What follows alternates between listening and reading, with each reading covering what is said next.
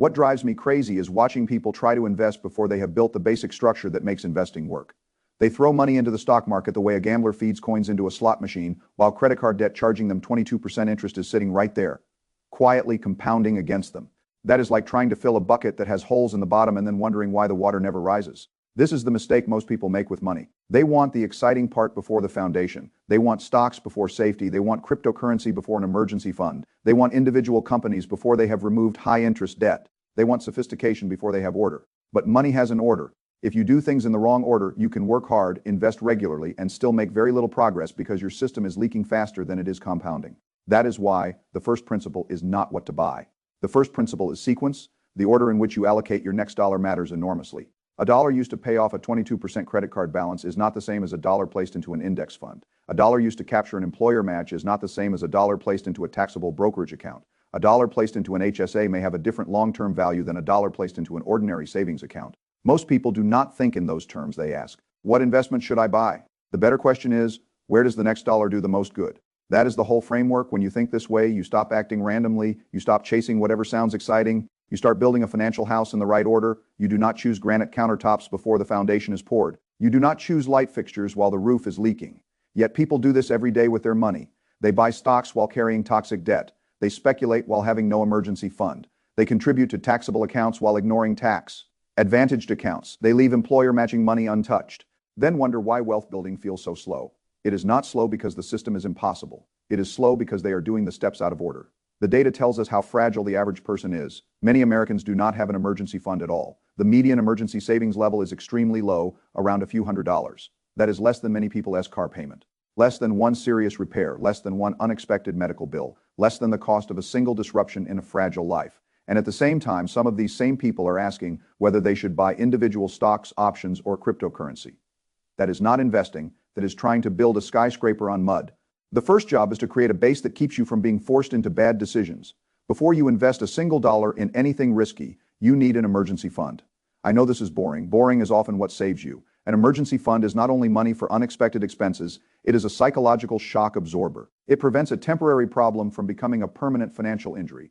When your car breaks down, you do not have to sell investments at the wrong time. When you face a medical bill, you do not have to put it on a credit card. When your job becomes uncertain, you do not panic and liquidate long-term assets because you need cash this week. An emergency fund buys time. Time is one of the most valuable assets in finance. If you do not have time, you are forced to accept whatever terms life gives you. You sell when markets are down, you borrow when rates are high, you make decisions under stress, and decisions made under stress are usually expensive. That is why the emergency fund comes first. How much should it be? The common answer is 3 to 6 months of living expenses. That is useful, but too broad to be precise. Different people have different risks. A person with a stable government job, predictable income, low expenses, and strong benefits does not need the same emergency reserve as a freelancer in a volatile industry with irregular income and no safety net. So I would think in layers first, get to $1,000 as fast as possible. That first $1,000 covers many small emergencies and begins to change your psychology. It tells your nervous system that every inconvenience is not a crisis. Then build to 1 month of living expenses. After that, build to 3 months. For some people, 3 months is enough. For others, 6 months or more may be more appropriate. The size depends on income stability, family responsibilities, health risk, job market risk, and how quickly you could replace income if something went wrong. The important thing is not to debate the perfect number forever. Start building. Recent research has shown that even a relatively modest emergency savings buffer can meaningfully improve financial well-being. That does not surprise me. Money is not only math, money is stress, choices, and behavior. A small buffer can prevent a person from making a large mistake. Once you have that first emergency buffer in place, the next step is to attack high-interest debt. This is where many people get the order dangerously wrong. If you have credit card debt charging more than 20% interest, investing in the stock market at the same time is usually irrational. The stock market may return 7, 8, 9, or 10% over long periods, but not reliably every year and not without volatility. A 22% credit card interest rate is a guaranteed negative return working against you every day. Paying it off is like earning a guaranteed return equal to the interest rate. That is powerful. If you owe $5,000 on a credit card at 22% and you only make minimum payments, you may pay thousands of dollars in interest over time. That interest does nothing for you. It is money transferred from your future to the lender because you allowed compounding to work against you. Compounding is neutral. It helps the person who owns productive assets, and it punishes the person who carries expensive liabilities. That is the principle. So when I say high interest debt comes before investing, I am saying you must stop the guaranteed leak before building the uncertain engine. The threshold can vary depending on market conditions, but as a practical framework, debt above about 8% deserves serious attention. Credit cards are the obvious enemy. Some personal loans and car loans may also qualify. Payday loans and similar products are even worse. List every debt, write down the balance, write down the interest rate, write down the minimum payment, then pay the minimums on all debts and direct every extra dollar to the highest interest rate first. That is the debt avalanche method. Mathematically, it saves the most money because you are attacking the most expensive debt first. Some people prefer the debt snowball, where they pay off the smallest balance first because it creates psychological momentum. That can be useful for people who need motivation. But if you are thinking purely in terms of efficiency, the avalanche is superior. The point is not to be elegant. The point is to eliminate the liabilities that are compounding against you. But there is one major exception to the rule that high-interest debt comes before investing. The exception is your employer match. If your employer offers matching contributions to a retirement plan, you usually want to contribute enough to capture the full match, even while you are still paying down high-interest debt. That may sound inconsistent, but it is not. An employer match is often the highest guaranteed return available to ordinary workers. If your employer matches 50 cents on the dollar up to a certain percentage of your salary, or dollar for dollar up to a limit, that is free money tied to your contribution. It can represent an immediate 50% or 100% return before the investment itself does anything. You will not find many guaranteed returns like that anywhere else. Suppose you earn $50,000 a year and your employer matches 50% of contributions up to 6% of salary. If you contribute $3,000, the employer contributes $1,500. That is a 50% immediate return on your contribution. Even a 22% credit card is usually lower than the immediate value of that match, so the order becomes more nuanced. You build a starter emergency fund, you contribute just enough to get the full employer match, then you focus aggressively on high-interest debt. This is how you maximize guaranteed benefits while still stopping the debt leak. But pay attention to vesting schedules. Some employer matches are not fully yours immediately. You may need to stay at the company for a certain number of years to keep all of the matching money if you expect to leave soon. Understand the rules, even with vesting. The match is often valuable, but the details matter. This is the foundation: emergency fund employer match, high-interest debt elimination. Without these, everything else is built on weak ground. Once those pieces are in place, the next phase is tax optimization. This is where people leave enormous amounts of money on the table because they rush into ordinary taxable investment accounts before using the tax advantage tools available to them. Taxes are one of the largest costs in investing. They are not always visible, but they are powerful. A dollar that can compound without annual taxation is more valuable than a dollar constantly reduced by taxes on dividends, interest, and realized capital gains. That is why the next step is often to maximize an individual retirement account. An IRA gives you more control than many employer plans. Many 401k plans have limited investment menus and sometimes expensive funds. Corporate retirement plans can be filled with mutual funds that charge fees that quietly reduce long-term returns.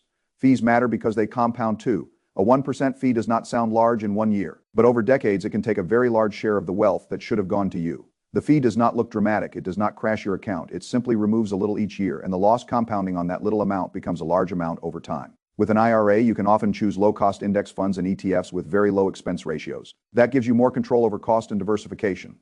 For 2025, the IRA contribution limit is $7,000 or $8,000 if you are 50 or older. That catch-up contribution exists because time matters. If you are older, you have fewer years for compounding to work, so the system allows a larger contribution. But an IRA creates another decision: traditional or Roth. This is where people become confused because the question is simple, but the answer depends on uncertainty. Do you want to pay taxes now or later? A traditional IRA or traditional retirement account may allow you to deduct contributions today, reducing current taxable income. But you pay taxes later when you withdraw the money in retirement. A Roth account does the opposite. You contribute after-tax money now. But qualified withdrawals in retirement are tax-free. The decision depends on tax rates now versus tax rates later. If you are in a high tax bracket today and expect to be in a lower tax bracket in retirement, traditional contributions may make sense. You save taxes now at the high rate and pay later at a lower rate. If you are in a low tax bracket today and expect to be in a higher tax bracket later, Roth contributions may be better. You pay tax now at a low rate and avoid tax later when the rate might be higher. The problem is that nobody knows future tax rates with certainty. You do not know future law. You do not know future income. You do not know future spending needs. You do not know how large your retirement accounts will become. You do not know what Congress will do. So for many people, tax diversification is valuable. Having both traditional and Roth money gives you options. In retirement, you can choose which accounts to draw from based on tax conditions.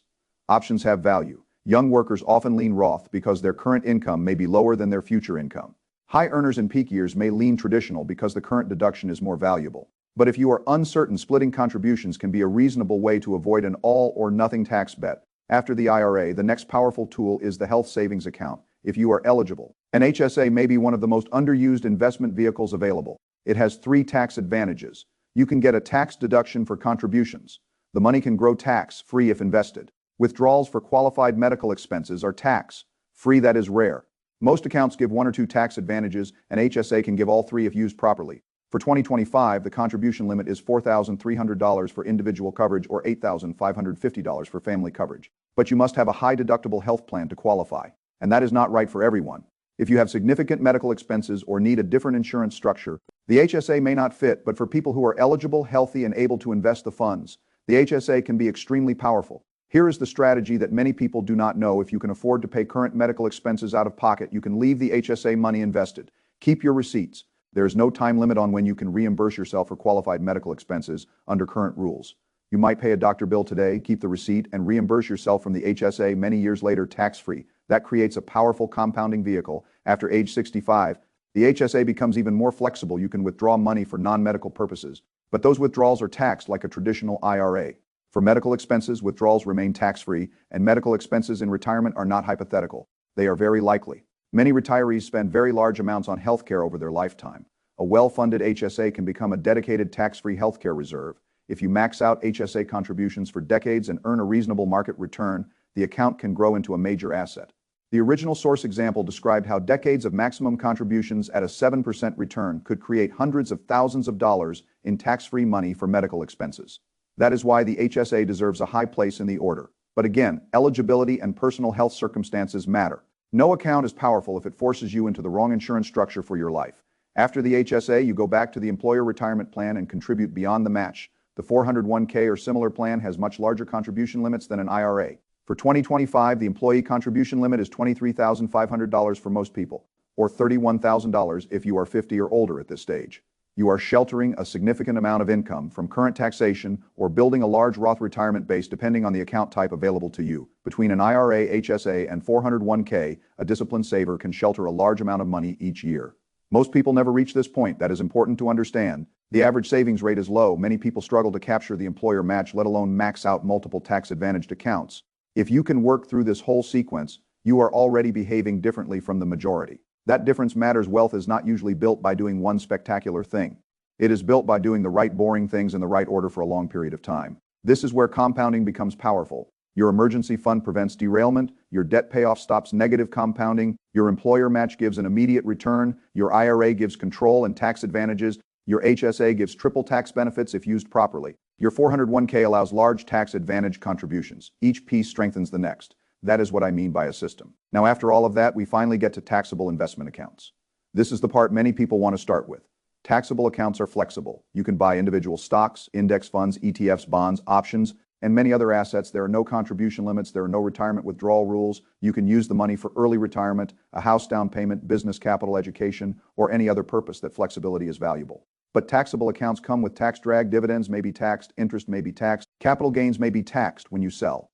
Frequent trading can create annual tax bills. Even if the investment return is strong, taxes can reduce the compounding rate.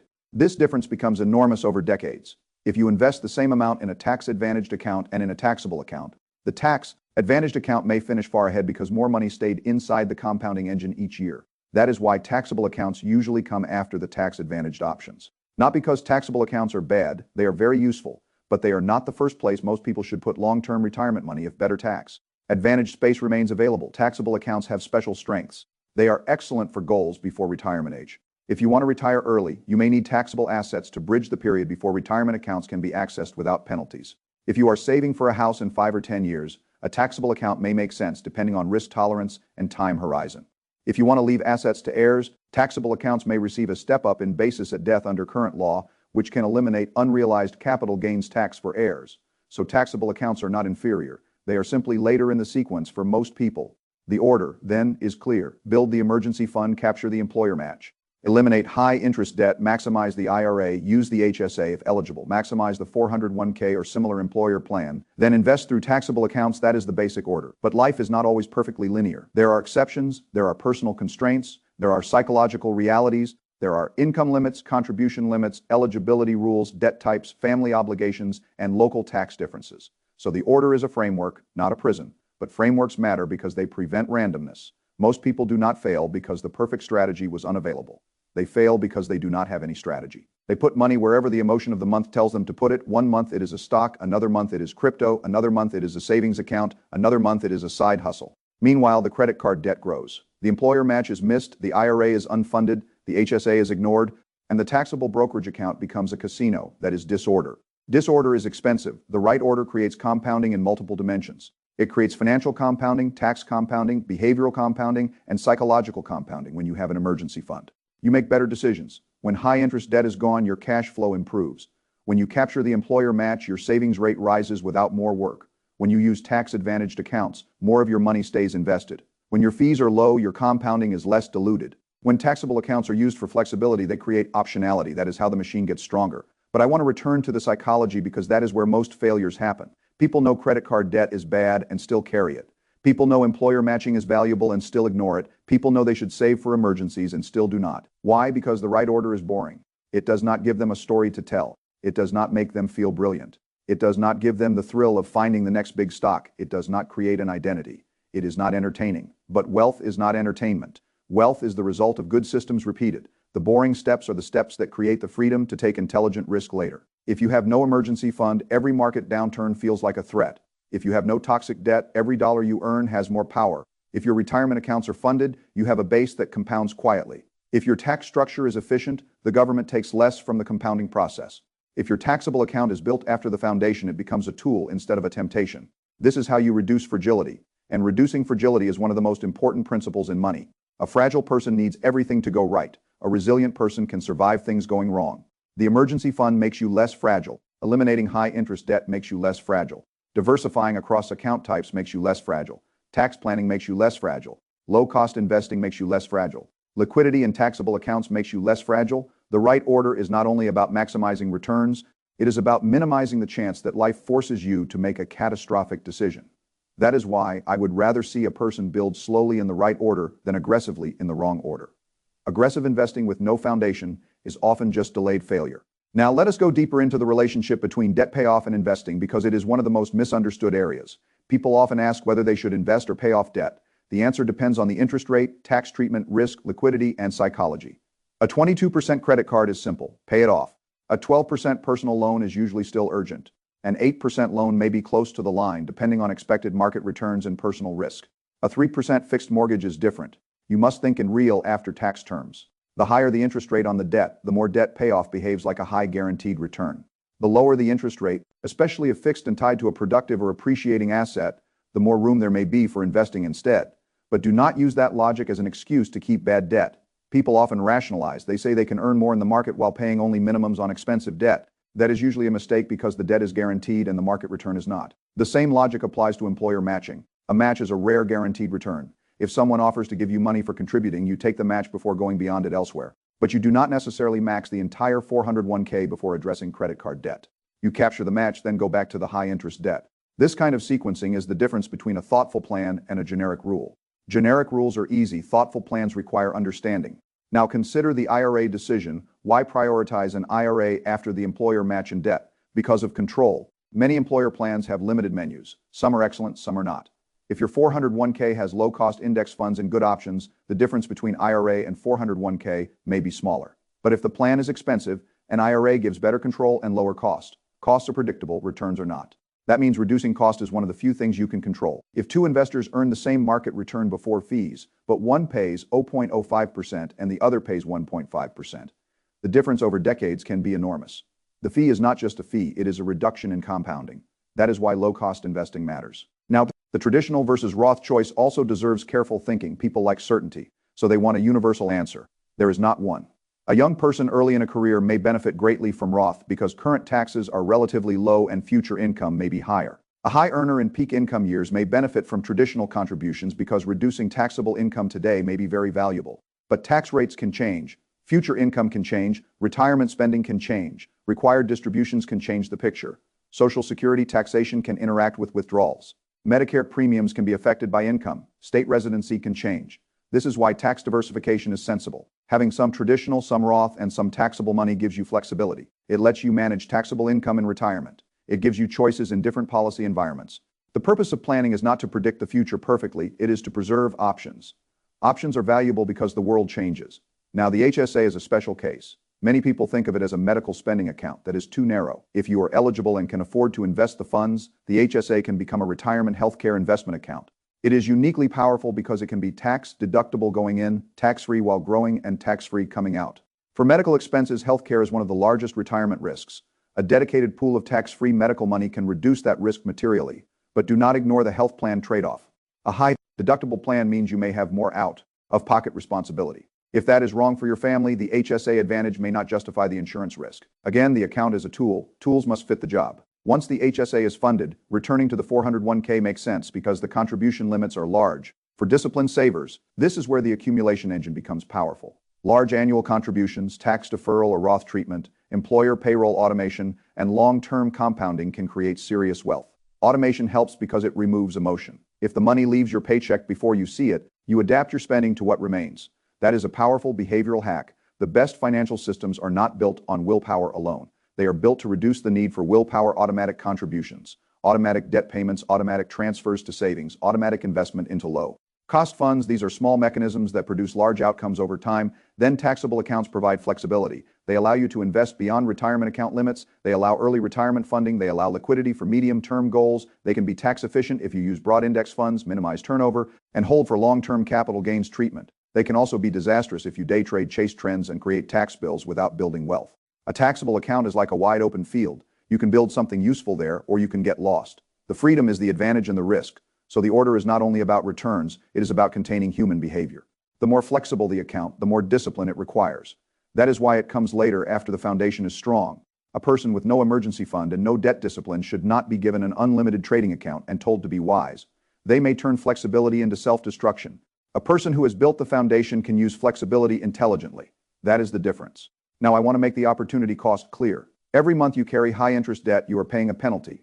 Every month you miss an employer match, you are rejecting free money. Every year you fail to use available tax advantage space, you may lose an opportunity that cannot be recovered. Every year you pay unnecessary fees, you transfer wealth away from yourself. Every year you invest randomly instead of systematically, you add avoidable risk.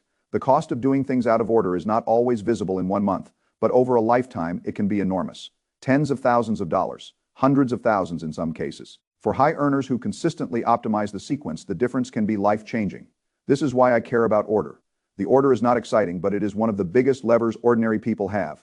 Most people cannot control market returns. They cannot control interest rates. They cannot control tax law. They cannot control recessions. But they can control the order in which they deploy money. That is powerful. Now let me translate the full sequence into a mental model. Your first layer is survival. That is the emergency fund. Your second layer is stopping damage. That is eliminating high-interest debt. Your third layer is capturing guaranteed opportunity. That is the employer match. Your fourth layer is tax-efficient compounding with control. That is the IRA. Your fifth layer is tax-efficient healthcare and retirement resilience. That is the HSA if eligible. Your sixth layer is larger-scale tax-advantaged retirement accumulation. That is the 401k beyond the match. Your seventh layer is flexibility and unlimited accumulation. That is the taxable account. Each layer solves a different problem. Do not ask one layer to do the job of another. A taxable account cannot protect you from a medical emergency if the market is down and you need the money tomorrow. A high-yield savings account cannot build long-term retirement wealth as efficiently as a tax-advantaged investment account. A 401k match cannot help you if you never contribute enough to receive it. An IRA cannot save you if credit card interest is compounding faster than your investments. The layers must work together. That is why sequence matters. Now, some people will say, what if I want to invest while paying off debt because it keeps me motivated? That is a behavioral question. If putting a small amount into investing helps you stay engaged, while most of your extra money goes to debt payoff, that may be acceptable. But do not deceive yourself mathematically. High interest debt usually deserves priority after capturing the match and maintaining your starter emergency fund. Behavior matters, but behavior should not become an excuse for inefficiency. Others will ask, should I keep investing if my emergency fund is not complete? This depends on which emergency fund stage you are in.